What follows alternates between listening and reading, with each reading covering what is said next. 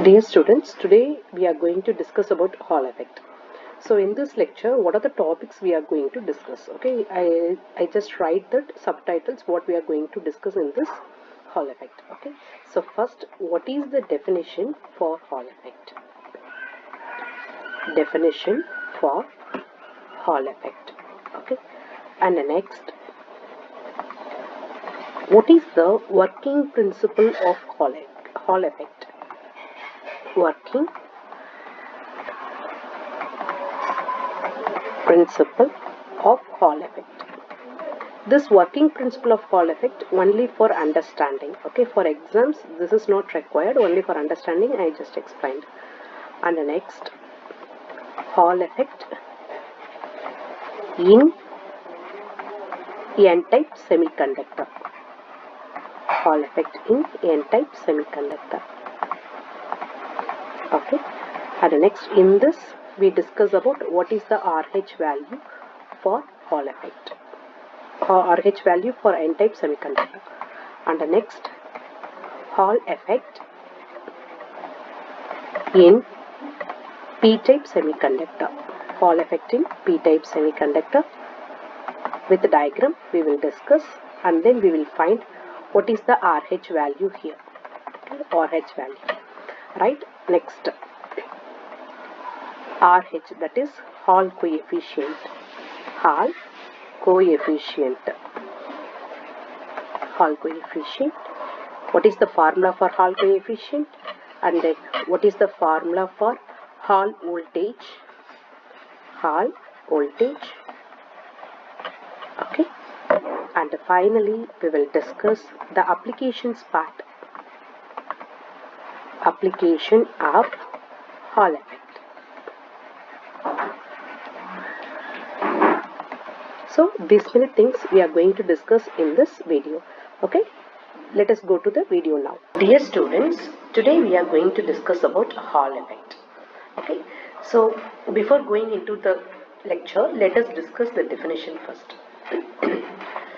When a magnetic field is applied perpendicular to a current carrying conductor, a voltage is developed in the specimen in a direction perpendicular to both the current and the magnetic field.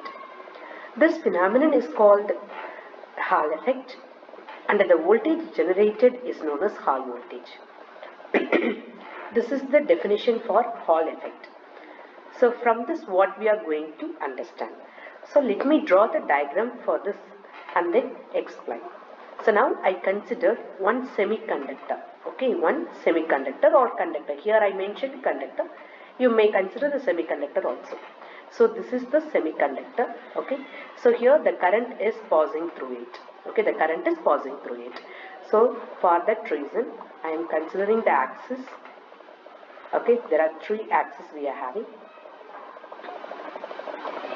Right, this is x-axis, this is y-axis, and this is z-axis, right? So now when a magnetic field is applied perpendicular to a current carrying conductor, so this is for this semiconductor. Already we are applying the electric field, we are applying the electric field or current. Okay, so current is applied along the x-axis. So this is the current carrying conductor. Now I am applying the magnetic field which is perpendicular to the current. So this is x-axis and this is the z-axis. So along z-axis I am applying the magnetic field. Magnetic field. Right? So both are perpendicular to each other, current and the magnetic field. So what is developing now? A voltage is developed in the specimen, okay, which is in the direction of perpendicular to both current and the magnetic field. So which is for x and z axis, which is the perpendicular direction? Y direction, okay. So along this y direction and voltage is created, so which is perpendicular to current and the magnetic field, x and the z axis. So the produced voltage is called Hall voltage and the effect is called Hall effect. Effect is called Hall effect. Now listen carefully once again the definition along with this diagram. When a magnetic field is applied perpendicular to a current carrying conductor. So the current is passing along x-axis already, and then magnetic field is applied perpendicular to the current carrying conductor. A voltage is developed in the specimen in a direction perpendicular to both current and the magnetic field. Okay, so along this y direction, right, this phenomenon is called Hall effect, and the voltage generated is called Hall voltage. I hope now you can understand what is the definition given. Okay, so now this definition, that means this Hall effect is very simple and a straightforward phenomenon in physics. Hall effect is a fundamental principle in magnetic field sensing. Okay, magnetic field sensing. In that place it is very useful, and directly it will sense the magnetic field, and it has many practical applications in our daily life. So today's topic is Hall effect. So let us start that. Actually the Hall effect was discovered by Edwin Hall. Edwin Hall in the year of 1879. In the year of 1879. That's what the effect is known as Hall effect. Okay, so you may have the doubt, what for this Hall effect? Why we have to apply the current, magnetic field, and why the in what way the voltage is helpful for us? So that part only we are going to discuss now. Okay, so now we will go to the next. First, how to understand the Hall effect? Okay, effect we do, but what for it is helpful and why we have to study this Hall effect, that part we are going to discuss. So now we have semiconductors. We are studying the semiconductor topic only now. So semiconductors are of two types. One is N type and another one is P type semiconductor. N type and P type semiconductors. So first let us see the N type semiconductors. What is N type semiconductors? In N type semiconductor, free electrons are the majority charge carriers. Free electrons are the majority charge carriers, and then holes are the minority charge carriers. Okay, so this is majority, but holes are the minority charge carriers. Minority charge carriers. Okay, so what it explains for us? This means that most of the current in the N-type semiconductors is conducted by free electrons only. Why? Because it is major in size. So the current conducted in N-type semiconductor is free electrons only. Okay, the same thing if we discuss for P-type. Okay, in P-type, holes are the majority charge carriers. Holes are the majority charge carriers. But what about electrons? Free electrons are the minority charge carriers. So what it explains for us? This means that the current conducted in the p-type semiconductor, because of holes, only holes are the responsible to conduct the current in p-type semiconductors. So now we get an idea about the p-type and n-type semiconductor. But how can we identify whether the semiconductor is p-type or n-type? Okay, if it is p-type, electrons will conduct the current. If it is n-type, holes will conduct the current. This we have idea, but we cannot identify the material, whether the material is p-type or n-type. Okay, so for that Hall effect is used. Okay, for that the Hall effect is used. By using the Hall effect, we can identify this semiconductor is either n-type or p-type. Okay, so how can we identify? Next, that explanation we are going to see. Okay, here free electrons and holes, okay, are very small particles. So we cannot see them directly with our eyes. Okay, so that by using this Hall effect, we can easily identify this semiconductor, whether the semiconductor is p-type or n-type. So what will happen inside the semiconductor or conductor? Both we can consider. The Hall effect will be used in used in conductor as well as in semiconductor. So now Okay, I am going to explain what will happen, how can we identify the semiconductor is p-type or n-type. Now you consider this is the conductor, okay, either conductor or semiconductor you identify. So now here I am passing the current, I am applying the voltage to the conductor or semiconductor. So electric current will flow through the circuit, the electric current will flow through the circuit. So already we have discussed it is along the x-axis. It is along the x-axis. Okay, what will happen here if suppose I am considering conductor means in that case only electrons are responsible for the conduction. So electrons will be due to this application of the voltage. Okay, all the electrons are forced to move along the x direction. Okay, forcibly it is moved along the x direction due to the drift velocity, right? Drift velocity. So it is trying to move along this straight path. The free electrons in a semiconductor or conductor always try to flow in straight path. So what will happen because of this? Now what will happen here? Atoms also present inside. Okay. So now atoms will be present inside the material, only the electrons are moving. Because of the continuous collision with the atoms, the free electrons slightly change their path. Instead of moving in the straight path, slightly it changes its path. But if the applied field is very strong enough, if we are applying the very strong electric field, the electrons are forcibly to follow the straight path, okay. So this happens only if no other forces are applied to it in other direction. So here the only force is applied voltage, okay. So due to this, even though it makes the collision with the atom, it will because of this voltage it will be forcibly to move along the straight path, okay. So no other force we are applying here, so it will move only in the straight path, okay. So that is the basic for our Hall effect.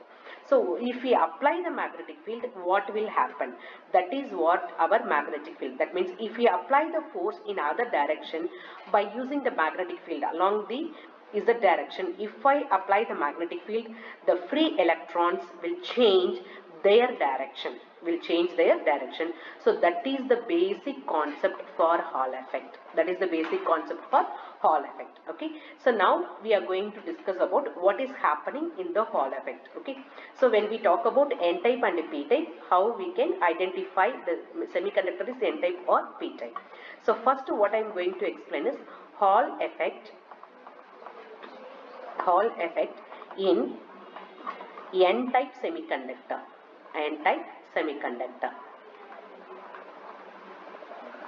N-type semiconductor. So first I have to consider n-type semiconductor. Okay, so this is the n-type semiconductor I considered. Okay, so this is n-type. Here I am passing the voltage across the x-axis. So this is x-axis. Okay, here I am passing the electric current. So along that means Hall effect means we have to apply the magnetic field also along z-axis. So z-axis magnetic field is applied. So what will happen now? The voltage will be produced along y-axis. This is y-axis. Hall voltage will be created. This is what the Hall effect. So what is happening in n-type semiconductor? So that part now we are going to discuss. Okay. So let us consider n-type semiconductor. It is in the rectangular slab form. Okay, the current flows in the x direction. Magnetic field B. Magnetic field is B, which is applied in the z direction. So as a result, what will happen? Hall voltage is developed along y-axis. Okay. So now let me draw only the top and bottom of this rectangular slab. Right. So this is, for example, this is the top of this rectangular slab and this is the bottom of the rectangular slab. Right. So now let us see. The current is flowing along x-axis. If the current is flowing along x-axis means the movement of the electron will be in opposite direction. The movement of the electron will be along the opposite direction. So the electrons will move along this direction. Can you able to understand this? Current is moving along left of this rectangular slab to right of the rectangular slab. So the movement of the electrons will be opposite to the current. So the electrons will move from right to left. So now along Z axis, I am applying the magnetic field. I am applying the magnetic field. So due to this magnetic field, the electrons will be, that means the electrons experience a downward force. Okay, experience a downward force by the application of the magnetic field. So what will happen? All the electrons will be accumulated in the bottom. This is the bottom of this rectangular slab and this is the top. Okay, so due to this applied magnetic field, all the electrons moving with the velocity v, its velocity is v, will experience a downward force. Why? Because we are applying the magnetic field, will experience a downward force. So how much force it will experience? That is the downward force experienced by the electron due to the application of magnetic field,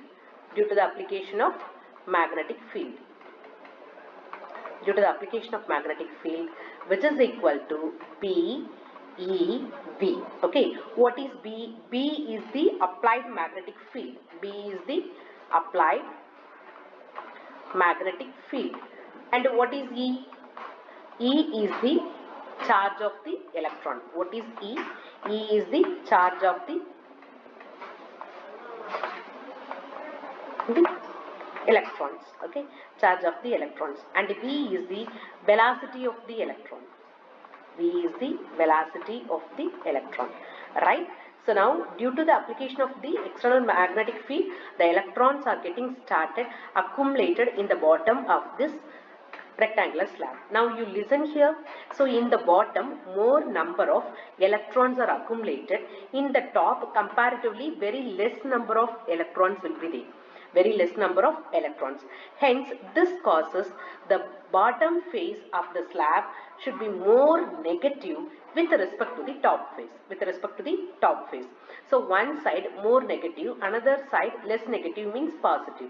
So the potential difference is established between top and bottom of the specimen.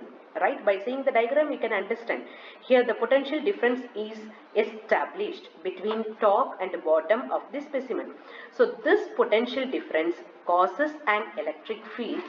Okay, that is represented by E suffix H. What is E suffix H? That is the Hall field or electric field which is created by the Hall effect. That's what it is called, Hall field. What is the name I am going to give here? Hall field. So which is in the negative y direction. Okay, which is in the negative y direction. So why I am saying negative y direction means, now listen here, more negative and then this is positive. So the current will be set up between these two. Right? Top and bottom. So what is this? Electron flow will be in this direction. What is the meaning? From bottom to top. So electron flow in this positive y direction means the current flow will be opposite to the movement of electron. So the current flow will be along minus y direction. Okay, so if we consider like this, okay, it will be along minus y direction. So this is x and this is y, along minus y direction. The current flow will be opposite to the movement of the electron. The electron will start from bottom to top. So the current flow will be opposite to that. So it will be along negative y direction. What is this? Negative y direction. So this is what you have to understand. Okay, if you apply the magnetic field, all the electrons will experience the downward force. So due to the downward force, all the electrons will be accumulated in the bottom of the slab, so that it will get, that means more number of negative electrons will be accumulated here. So it creates the potential difference, so that here one electric field is developed. That electric field is called Hall field. Okay, the voltage developed is called Hall voltage. Okay, so now see here, because of this Hall field, the field will give rise to a force EEH. What is the EH? EH is the Hall field developed. Okay, so acting in the upward direction, which is acting in the upward direction, right? So now what is here? One downward force is there, that is due to the magnetic field, and one upward force is there, that is due to the Hall field. Okay, so that is what we are going to discuss in the next page. So the downward force is produced by the application of the magnetic field, and the upward force is developed by the Hall field. Okay, that is EH. So EH is the Hall field. Hall field. Okay, so this Hall field can be represented by EEH. What is the field? Upward force. Upward force. Okay, the downward force, what is the downward force? B, E, V is the downward force. Is the downward force, right? So the two forces are there. One is due to the application of magnetic field, and the upward force is due to the Hall field, right? So now we are going to find Hall coefficient. We are going to find Hall coefficient in N-type semiconductor. Hall coefficient in N-type semiconductor. Now you see, one force is downward and the another force is upward. So at equilibrium condition, both the forces will be equal with each other. At equilibrium condition, the downward force is balanced by the upward force. So now downward force is equal to upward force at equilibrium condition, right? So what is the downward force? Which is nothing but B, E, V, which is equal to E into EH. Here small e will cancel, and the remaining thing is BV is equal to EH. Okay, so this I am considering equation number 1. So next step, I am going to find the drift velocity value. Okay, this is the V is the velocity. So this drift velocity I am going to find. Now listen, the current density Jx, you know, right? The current density, the current along x-axis, that's what the J suffix x I have written. Jx acting along x direction, is related to velocity. Already we know the formula. Is related to the velocity, that is J of x is equal to N E V. Even in drift velocity also we have discussed. Jx is equal to NeV. So this I am considering equation number 2. So from this, what is the value of V? You people tell me. V is equal to Jx divided by Ne. Jx divided by Ne. Okay. So this is the next step we are going to discuss.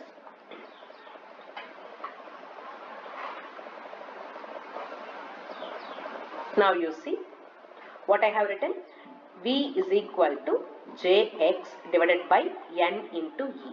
So V is the velocity and Jx is the current density and N is the concentration of current carriers. Okay, concentration of the charge carriers, and E is the charge of the electron.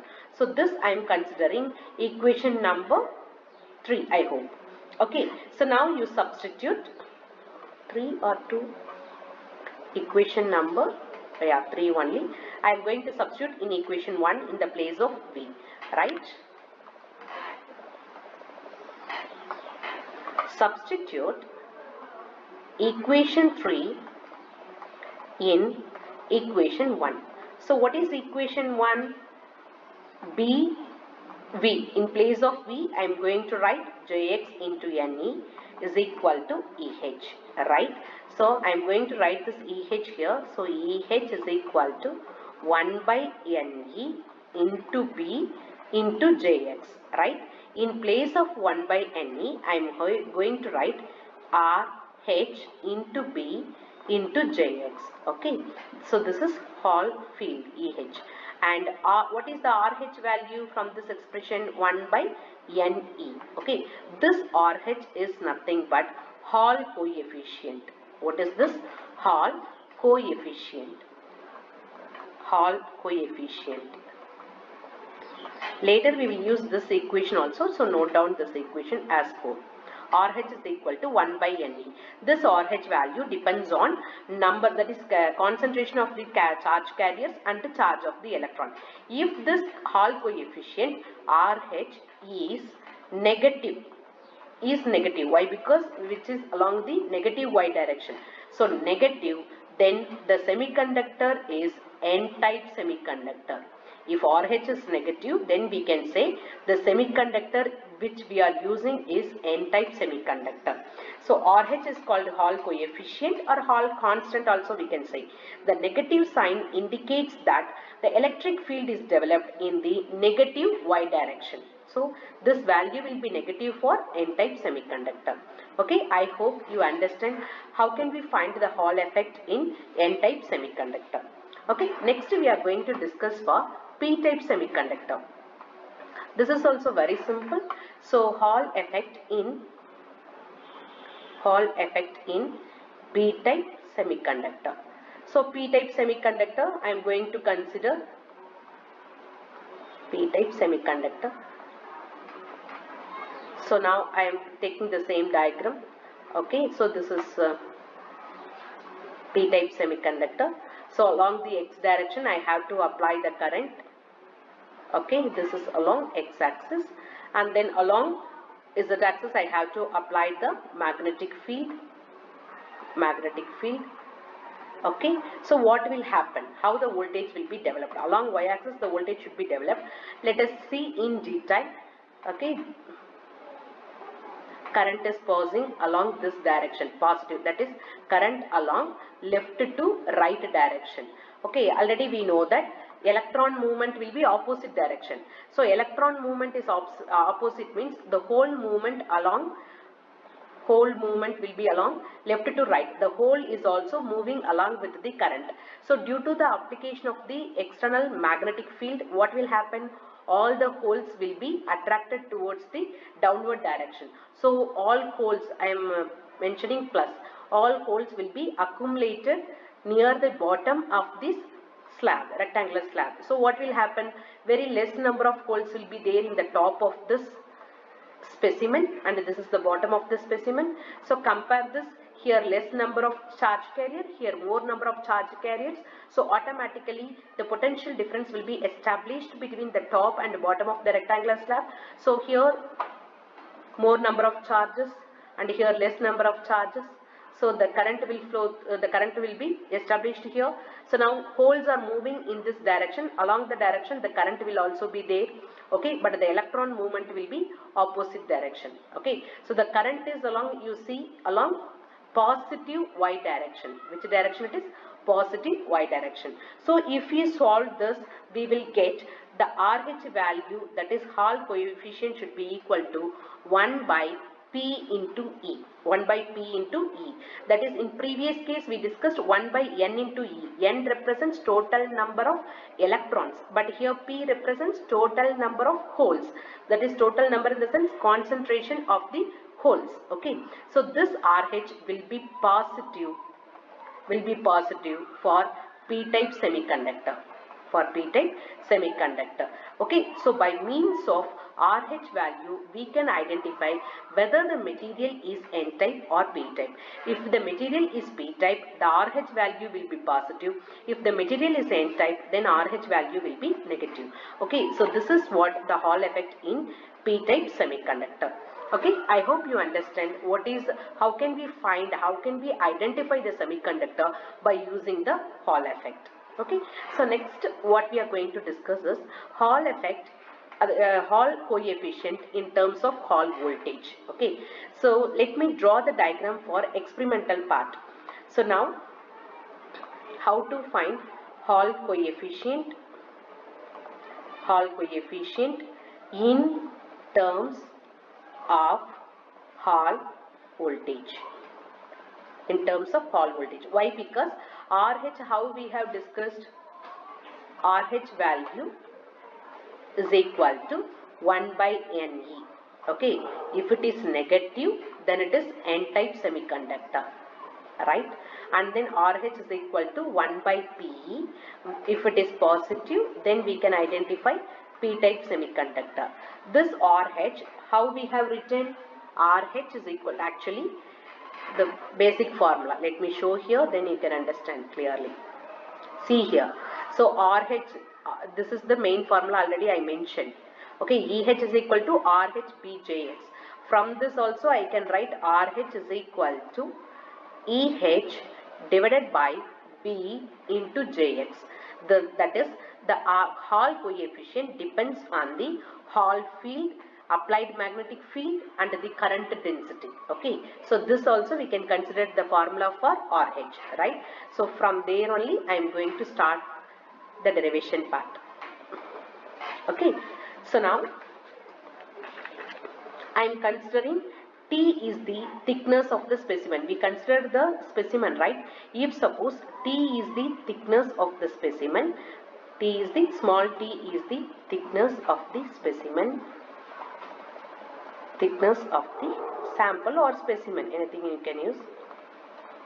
So the voltage developed, that is Hall voltage developed, will be equal to EH into T.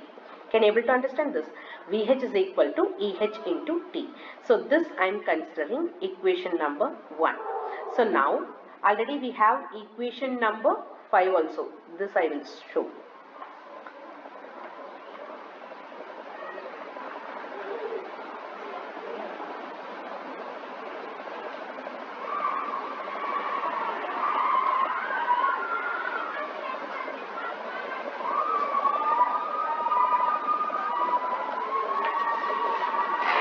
So EH into T. From this, substitute equation 4 in above equation. So what is the above equation? VH is equal to, what is the equation 4? I will show once again. See here, EH is equal to RH BJX. The same thing I am going to substitute here. What is the value of EH? You people tell me. RH JX B, right? Into this small t I am going to write. Okay, suppose here the next step I am going to find the current density, Jx value. So the current density Jx is equal to, what is the formula? Current per unit area. Current per unit area. So I divided by area can be written as breadth into thickness, right? Breadth into thickness. So this is the specimen, right? T is the thickness, means small b is the breadth of the sample. So how can I write? I divided by b breadth into thickness. So now in the place of Jx I am going to write I into bt. Okay, we will go to the next page. So how can I write? VH is equal to RH, okay, and then B into small t. In the place of Jx, I am going to write Ix divided by small b into t. Here I suffix x represents the current along x-axis, that's it. So t and t will be cancelled. So what is remaining? VH is equal to RH Ix B divided by small b. So this VH, what is VH? Hall voltage is directly proportional to Hall coefficient, current along x-axis, applied magnetic field, and inversely proportional to the breadth of the sample. Inversely proportional to the breadth of the sample. So from this I can write RH is equal to VH into B divided by Ix into capital B. So the Hall coefficient is equal to VH into small b divided by Ix into capital B. Hall voltage, breadth of the sample, current applied and the magnetic field applied. Okay, so this is what the RHS value, RH value, that is Hall coefficient value, right? So now this is what Hall coefficient and then Hall voltage value. From this we can able to find it very simply. Okay, so now I am going to explain the application part of this Hall effect. What is where it is used? Okay, application part of this Hall effect.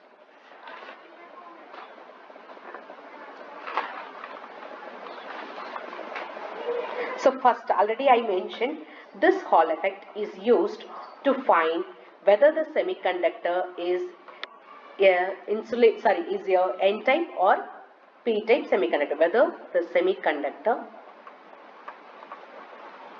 Whether the semiconductor is N type or P type. For that, this Hall effect is used very effectively to find whether the semiconductor is N type or P type. How can we find? If the Hall coefficient value is negative, that is N type. If the Hall coefficient RH is positive, then it is P type. And then it is used to find carrier concentration. What is the carrier concentration? That is concentration of electrons or concentration of holes. How many number of electrons present? How many number of holes present? That also we can find by using this Hall effect. And then it is used to calculate the mobility of the charge carriers. Calculate the mobility. That is, mobility is mu. Mobility of the charge carriers.